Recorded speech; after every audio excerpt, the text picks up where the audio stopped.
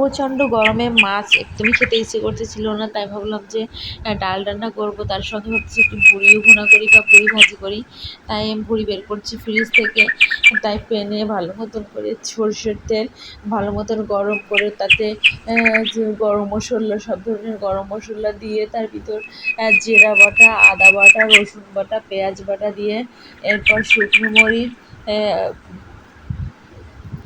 পরিমাণ মতন লবণ এবং পরিমাণ মতন হলুদ দিয়ে ভালো মতন নাড়াচাড়া করে ভুঁড়িটা বের করে রাখি সেটা দিয়ে দেবো। ভালো মতন নাড়াচাড়া করে ভালো মতন কষিয়ে নেব।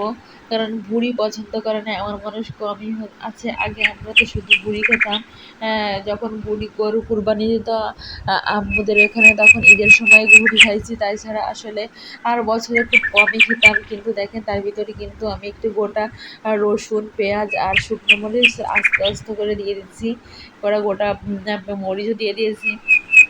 তেলের ভিতর দেখেন ভালো মতন করে নাড়াচাড়া করে ভালো মতন করে কষিয়ে নিচ্ছি।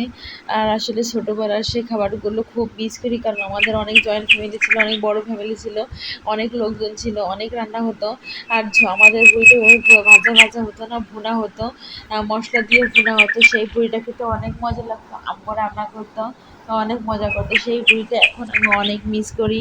আসলে সেরকম স্বাদ এখন আর হয় না। আম্মুকে বলি যে আম্মু আমি সেই খাবারটা খেতে ইচ্ছে করে, আম্মু বলে সেরকম আর হয় না, কারণ আমাদের সংসার সবারই আলাদা হয়ে গেছে, ভিন্ন কারণ ভিন্ন হয়ে নাই, আলাদা হয়ে গেছে। সবার কার্যক্ষেত্রে ক্ষেত্রের জন্য এক এক জায়গায় একজন চলে গেছে।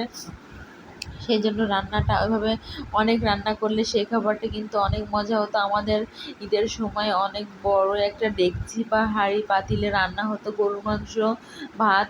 আসলে সে যে কত গরুর মাংস রান্না করে, প্রায় 20 থেকে 30 কেজির মতন গরুর মাংস রান্না হতো ঈদের সময়। আসলে সেই খাবারগুলো বা সেই দিনগুলোর কথা খুব মনে পড়ে। এত লোকজন আসতো আমাদের বাড়ি, সেই লোকজন, সেই কথাগুলি আসলে মনে পড়ে। তারপর হচ্ছে ভুঁড়ির ভিতরে আমি একটু আলুও দিয়ে দিচ্ছি, কারণ আমি আলু খেতে পছন্দ করি। আর একটু ভুঁড়ির ভিতরে আলু দিলে আর একটু আমার কাছে মনে হয় ভালো লাগে। অনেকে আবার পছন্দ করে, আবার অনেকে পছন্দ করে না। আমার কাছে কিন্তু বেশ ভালো লাগে, সেই জন্য একটু আলু দিয়ে তারপরে ভালো মতন করে কষিয়ে নিয়ে একটু পানি দিয়ে দিচ্ছি, কারণ আলুটা এবং ভুঁড়িটা সিদ্ধ হওয়ার জন্য। কারণ এটা পানি, এই ঝোলের পানিটা একেবারে শুকিয়ে যাবে, তারপরে একেবারে তেল ফুটে উঠবে, আরও ভাজা ভাজা হয়ে যাবে মশলাটা। সে দেখেন একেবারে তেলটা ফুটে উঠছে, একেবারে কাছ থেকে আমি ভিডিওটা করছি, একেবারে তেল ফুটে উঠে আরও ভাজা ভাজা মতন করতেছি। ভুঁড়িটার কালার অসাধারণ হয়েছে, তারপরে খেতেও অনেক মজা হয়েছিল। ভুঁড়িটা প্রায় আমার রান্নার শেষের দিকে গোটা গরম গোটা ভুঁড়িটা একেবারে ভাজা ভাজা হয়ে গেছে, অনেক কালারটা অনেক সুন্দর হয়েছে। মাশাআল্লাহ, দেখেন আমার রান্নাটা শেষ হয়েছে। সকলকে অনেক ধন্যবাদ। আমার ভিডিওটা ভালো লাগলে অবশ্যই লাইক, কমেন্ট এবং শেয়ার করবেন।